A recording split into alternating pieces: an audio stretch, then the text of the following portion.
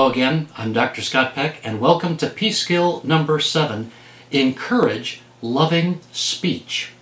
I love this peace skill because as a love master, naturally, we are in touch with love. We want others to feel our love, and we want others to feel love themselves, love from love. So, people in conflict use strong words like, I hate that person, or that person's an idiot, or you're an idiot. Can you stay detached, an observer, as an observer when that happens? So when people use these words of conflagration, big words that create heat and fire, I'm just so disgusted with what you're doing, or with what so-and-so is doing. Using loving speech, after you've listened quietly, you're observing, you're detached, but if you stay, you have to participate at some point, because otherwise they'll think you don't care and you're super detached.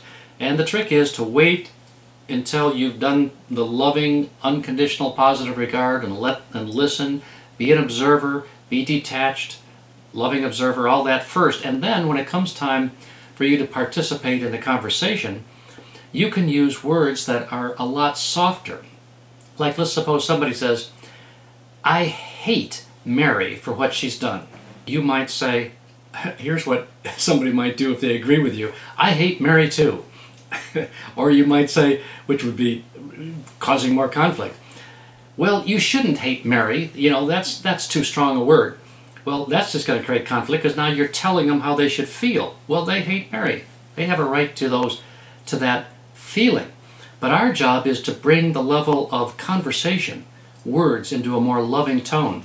So I might say to you, if you said, I hate Mary, say, what is it that disturbs you about Mary? What is it that is causing you to have so much frustration with Mary? You notice the words choices I'm using are much lower level conflict words. So you're not asking them to change their word choices. This is very important. You are using words yourself that are more of a loving speech. You're modeling. So the words that you use to talk about something are words that help them have an opportunity to reframe their own heart with a softer language. Now, you're not trying to change their feelings, but you are trying to move from conflict to peace. So one way we can do that is to help them appreciate that peace comes with words that are more geared towards peace than conflict. So what is it about Mary that's so disturbing to your heart? I'm glad you're expressing your feelings. It's good to get all this stuff out in the open, because we're on the way to, we're really in a process of getting past this conflict. And this is a good thing. Getting the feelings out is good, because there's a solution to this.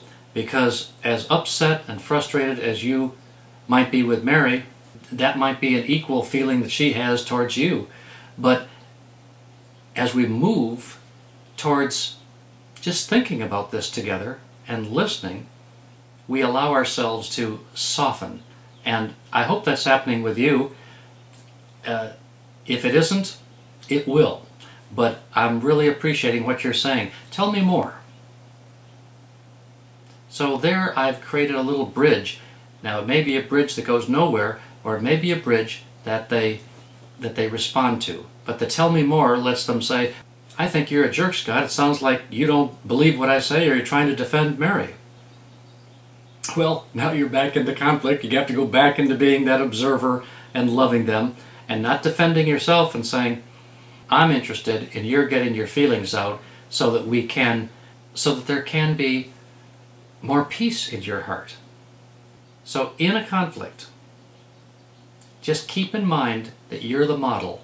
The words you use will be the words that infiltrate and soften the environment of conflict and gently move it towards peace.